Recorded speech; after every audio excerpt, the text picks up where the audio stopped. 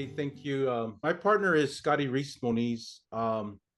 He runs Friends of Waimanalo. He used to run Kapili Like before, and he was also with Youth Build. So our nonprofit workforce development was all based off of construction trades, training youth from uh, 16 to 24 to get them into the building and trades industry. We then started looking at materials that can go in there, and hemp came up as one of them, one of the most versatile. And as you Google and you start looking at hemp, how long it's been around and what they use it for, it's kind of like a no-brainer. It got a bad name from marijuana, pakalolo, or whatever you want to call it, but industrial hemp goes back with America to the Constitution and ropes and whatnot. With Friends of Waimanalo, we got into agriculture because we first was going to start growing hops. Then we found out that hemp was the cousin. And then with our canoe sailing program and voyaging, we looked at canoe foods, ulu, kalo, sweet potato, and whatnot. So that led us to applying, and we got it 2 years ago, 430 acres of Ag 1 land from the Agribusiness Development Corporation on Oahu. So right now we have farmlands that were formerly Dole, pineapple. What my company does, Oahu Ventures, does is we love this type of land because we want to take what needs to be rehabilitated and also phytoremediated. Taking that monocrop land that might have had, heavy metals and all kinds of pesticides and herbicides and making healthy soil.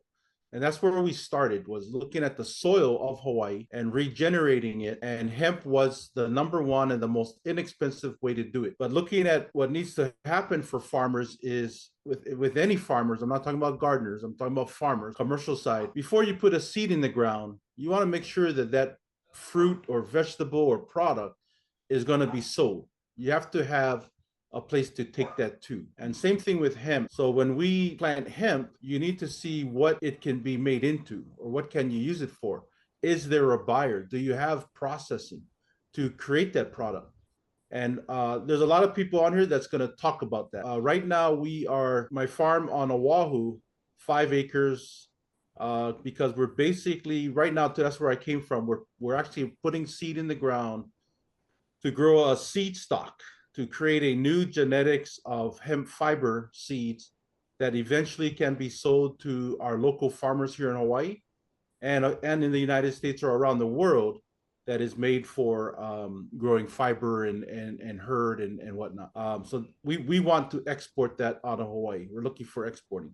But our farm also grows food, as we had mentioned earlier. So we're not a monocropping type farm that looks at one product. And so in the hemp growing, not only are we producing seed, but the fiber, the herd, and the other materials that come from that, we'll be making Hempcrete. We already started mixing Hempcrete on site right now. We got hemp paper, and then we're also looking into pushing that out to hemp wood and hemp plastics in the future. But right now, the low-hanging fruit is building materials, and I think maybe Brittany's going to talk about it. We talked with one of her partners yesterday, is biochar for the soil. As a farmer, that's what we're looking at for now. We do have applications in on Kauai for another 1,000 acres, which is going to be a food and hemp grow.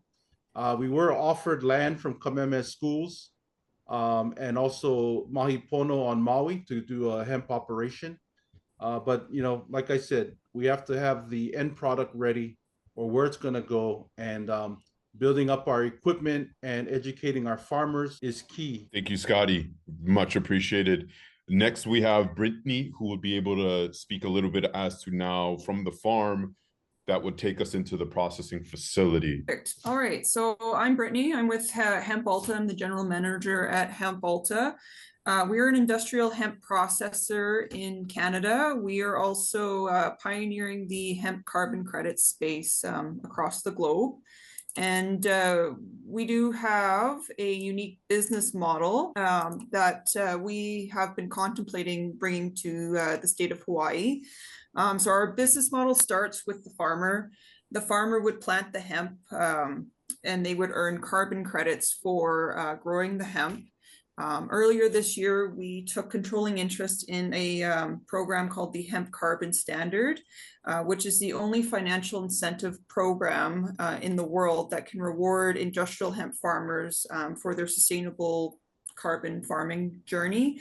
The program is a technology-driven approach and established scientific methodology for carbon sequestration to generate additional revenue streams for hemp growers. It improves sustainability credentials for businesses, and it promotes a sustainable hemp cultivation and contributes to global carbon reduction efforts. So with hemp, bringing hemp, why you should bring hemp to Hawaii is that hemp can be, as Scotty had noted, hemp can be grown in a variety of climates, and it would allow for multiple growth cycles a year with the Hawaii climate. Our system that we use to process hemp is called the hemp train system, which cleanly separates the hemp after the farmer has harvested off the stalks. The outputs that come off of a hemp train includes 4 high-value outputs. So it produces a long bast fiber, which can be used as mulch to lay back out in the field or be sold in a commercial or in a retail setting to any homeowners or any resident of the state of Hawaii that wants to benefit of the use of hemp mulch. Hemp mulch helps with a lot of water conservation acts, with it being a very moisture retention. As an alternative, that bast fiber can also be used in building materials as well for bat insulation for homes. The hurd portion would be used for Hempcrete, which 100% of the outputs could go back to building homes in Hawaii. And then the last stream, green microfiber, we actually convert that into biochar. And the biochar, it has a very high market ability in Hawaii to give it back to your farmers to help with better soil fertility. Biochar can cut down fertilizer use in half, and it also generates better carbon credits to the farmer. So that's just going over a little bit more about the hurd for Hempcrete that we have. So Hempcrete is a carbon absorbing material. It has very good insulation properties to it. So it keeps the house cool when it needs to be cooled, and it warms it up in colder climates as well. It's a breathable, healthy carbon. It's a better alternative than the fiberglass insulation that you would commonly use in homes. And then it's got fire resistancy as well. So this just goes a little bit over more of the carbon sequestration ability of Hempcrete. So as you can see, the average home here in Canada is 1,366 square feet. So that would, the equivalency, if you made that house with Hempcrete, this just kind of shows the equivalency in emissions that you are saving by sequestering that in your home. And then as the state may know, the US building codes changed at the beginning of the year to allow Hempcrete into the US building code. And our business model would be ideal for that application. So as Marcus has noted, the hemp industry in Hawaii would be a fully circular economy where every part of the plant is used. So the seeds would be used by the farmer. The seeds would be used by the farmer to go back into the ground. You can also use it for food production. The hurd would be used for building materials, and then the fiber could be used as garden mulch. It can also be turned into biochar as well. But we believe the business model of Hempcrete to homes as well as biochar would be a perfect business model for the state. In order for the state to adopt this business plan, you would need at least 1,000 acres of hemp grown. This 1,000 acres grown annually would fully fuel the hemp train facility for a yearly basis. In addition, you'd need architects, contractors, and homeowners signed up and ready to start putting Hempcrete homes together. The biochar aspect would be taken care of by the farmers, just tilling it back into their field once it's been produced. Just with the carbon credits there. Hemp is one of the top carbon sequestrating crops in the world.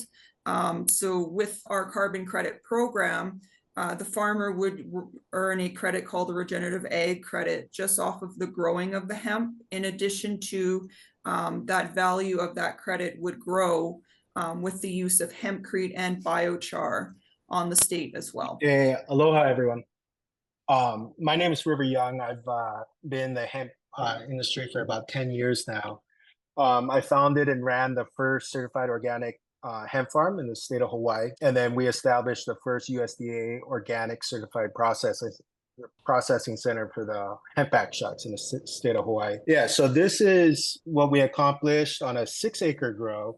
You can see the picture there, and that was our first try. So I got to attest that Hawaii has perfect climate for growing hemp. And then our first batch on processing came out fabulous. So this is the spot to be growing and I believe processing hemp. And my journey was much smaller in the CB space, and everyone showed up to our farm and was like, hey, how do we get into the bigger industrial stuff? And so we made a shift, and now we run a company called Hemp Solutions Kauai with a focus on Hempcrete. Currently, we're under a partnership with Scotty Wong. We're positioned to contract grow over 1,000 acres of irrigated land on the west side of Kauai. So that has flat and the most sun, I believe, in the state. And then we are positioned to create a hempcrete processing facility. So we want to be like Hemp Alta, except smaller and hopefully partnered one day. And then we're currently waiting some approvals to start the hemp grow and start the permitting process for hempcrete on just the island of Kauai. So hempcrete is super simple. This is one of the reasons we're focused on this particular product. So it's just hemp shiv, which is chopped up hemp, binder, and water. So very simple formula. Sorry, my earpiece keeps falling out. Hempcrete is great because it's mold resistant, it's energy efficient, it petrifies over time, just lasting years, and it's virtually fireproof. And so our business plan or strategy is to create a distribution network, and then we want to in the future expand to exporting. So I believe Hawaii's largest export right now is air. So we want to fill those containers with hempcrete. And then we have been doing a ton of R&D. Our best product so far has been hemp batteries. So we've successfully created a AA battery out of hemp grown from Kauai. And it holds a charge, and then with building code, I think Brittany covered this a little bit. We've confirmed with Kauai County that ICC, that they are in compliance with the ICC building code of 2018, which is good news. And then ICC approved hempcrete for residential use in the 2024 International Residential Code. So right now, what we're trying to put together is an exemption for Kauai County to accept the 2024 code for hempcrete, just to start with, so we can get our first project off the ground. And then I think we're off for the running. And then this is a fun slide. So there is a hempcrete bridge built in 500 AD and was found in the south of France, and it's still there. So we're not inventing a new product. I mean, the hempcrete's been around forever. And so we're just bringing back a little history in a perfect environment to do that. And then I won't go through the extras now, but if at the end there's some questions, I created some extra slides that we can answer questions to. And I think that about wraps it up. Perfect. Thank you, sir. Next, we have Deborah. I did want to give you a little background. My building design career of over 4 decades has always been rooted in sustainable principles. I began designing and building passive, solar, and energy efficient small homes while living in the Pacific Northwest on a sailboat. which inspired me. This was in the early 80s with my husband, Harvey, who you'll hear from next. The concept of sustainability was just developing, and my work and knowledge base evolved with the green building movement. I obtained LEED certification in its early years, followed by certifications as a sustainable building advisor, Built Green, and in the Living Building Challenge. These standards have guided my work for over 500 residential homes, multifamily units, and co-housing communities, which is what I really love to do. Since my first projects in 1984. So when we decided to make our home on Hawaii Island after being just visitors for 40 years, I immediately started exploring opportunities for sustainable building practices here. My first questions were about local methods and materials that could be used in constructions without needing to transport them 2,500 miles. Hempcrete seemed like a natural choice due to its ability to be grown and processed locally, as well as its carbon sequestering capabilities and all of the other things that have been mentioned here that's so great about Hempcrete. I think we already showed that there's just 3 ingredients. I did want to point out that lime, which would be the only thing that still needs to be imported. There used to be quarries here. We get our lime in the West Coast from one of the Canadian Gulf Islands, but there is a potential now for extracting ocean lime through the reverse osmosis process in desalination plants. So we've been exploring that with a couple engineers, and that would be great because that would bring all of the products needed for the building envelope onto the island.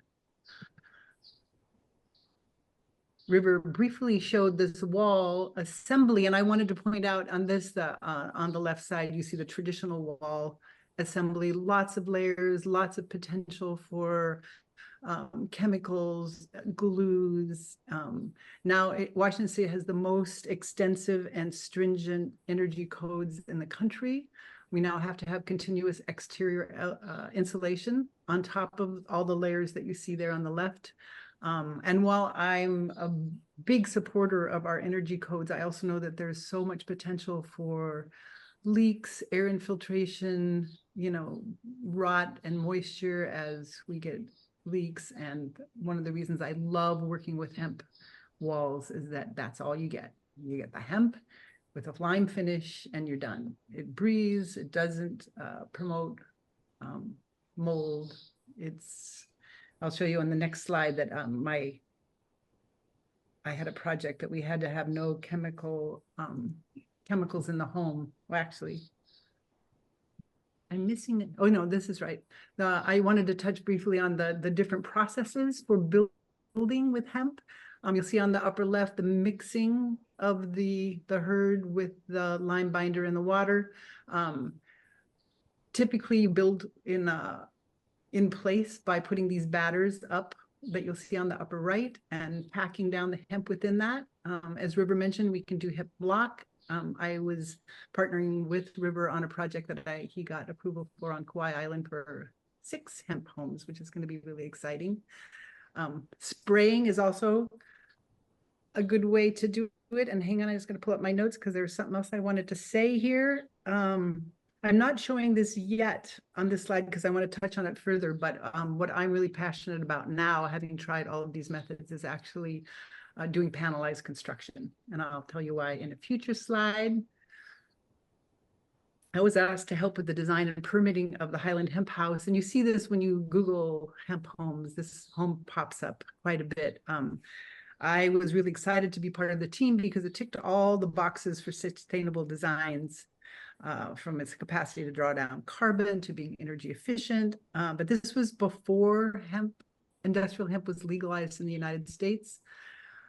So it was a challenge to get permits, but we had a very forward-thinking permit official, and so he allowed us to experiment with this product, and it was an ordeal to get it in over the border, but we managed in the end, and the end product was lovely. Everything that you see on the upper right, that's 3-story, is all new construction, and then you can see on the far left the final home with landscaping in. I wanted to just show a couple slides about the building process.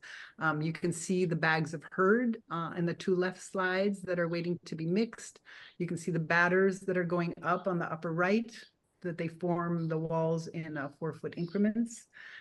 This addition took approximately a year, but that was partly because they did a number of workshops to educate people on how to build with hemp. And so it was a slow process, but it was really exciting. And the finished product, I think, is beautiful. The interiors are beautiful. They look like they just have a lovely lime plaster finish. And you can see on the upper right, we started with a little garden shed to, because it hadn't been done before. So we wanted to make sure that we worked out all the kinks on that. I have a project going on in Bellingham right now that we're using hemp blocks as an alternative. And I mentioned this before, the client has extreme chemical sensitivity. So we use the Living Building Challenge Declare list as our standard. And anything on the list cannot be used in materials in the house. So hemp automatically applies to this. So we were good with the wall, and we used hemp insulation in the roof. All the other materials, we had to do a lot of research because everything from the wallboard to the plywood to the OSB to finishes on the material added to the reduced indoor air quality. It's not the best picture.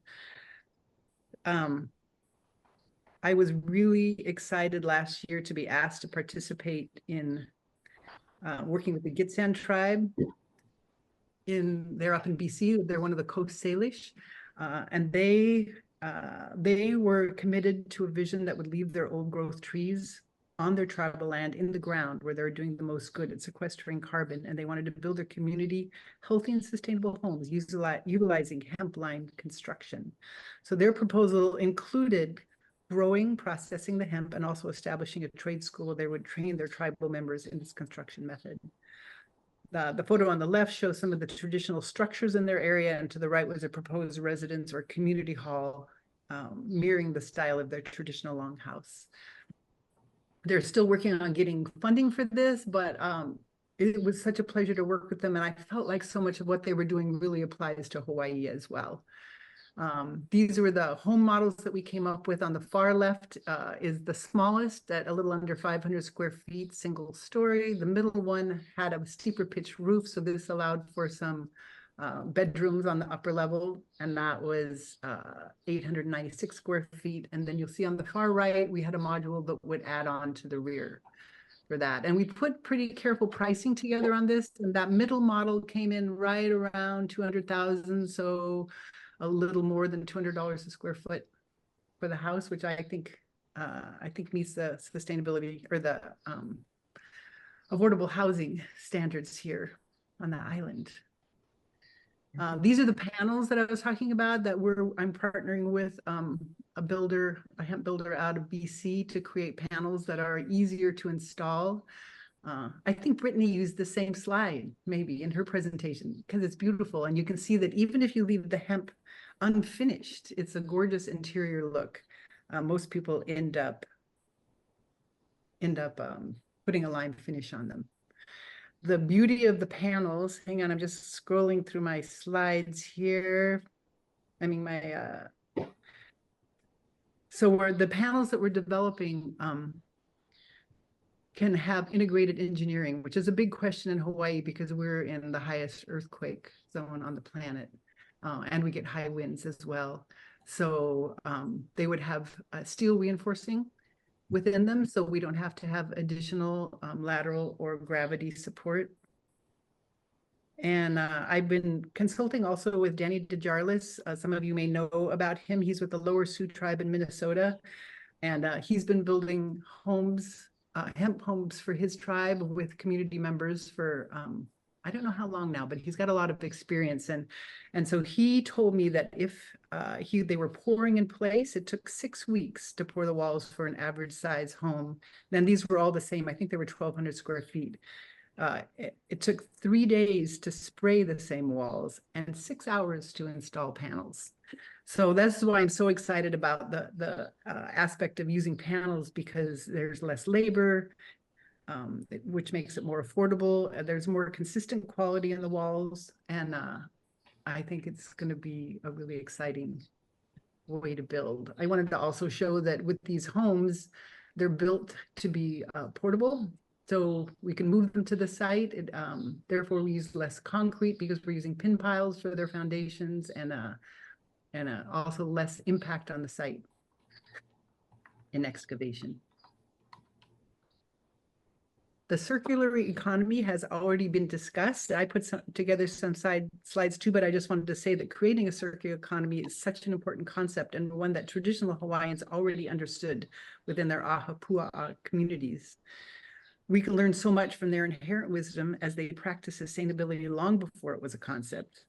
And circular economies are based on three main principles. They're driven by design and context, they eliminate waste and pollution, and they circulate products and materials at their highest level and regenerate nature.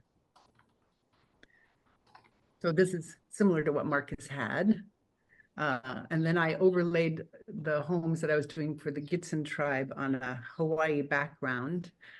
Because when we look to the indigenous wisdom of these beautiful and remote islands, what we find in pre-contact times was a thriving and sustainable culture of nearly 1 million people who, of course, didn't rely on imports of any material or food. Their Ahupua'a land divisions were a brilliant system for taking care of the land and the sea, as well as creating thriving communities.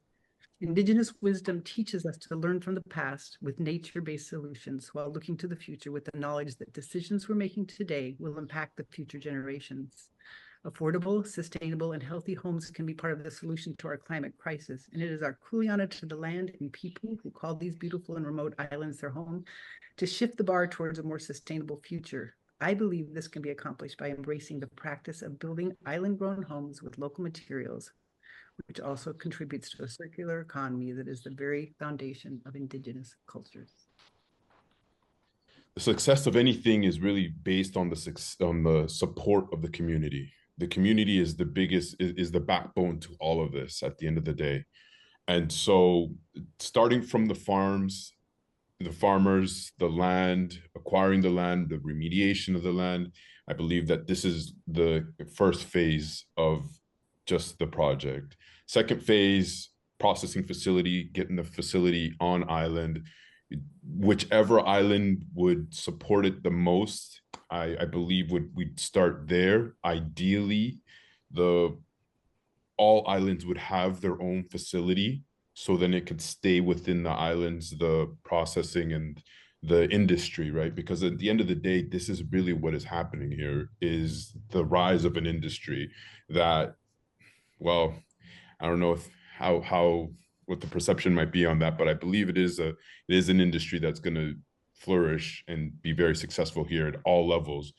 From there, you have the manufacturing design. So you have Deborah, you have River, you have even HPM. You know, those are the opportunities where you have partnerships that could be made to distribute the material at the end of the day, right?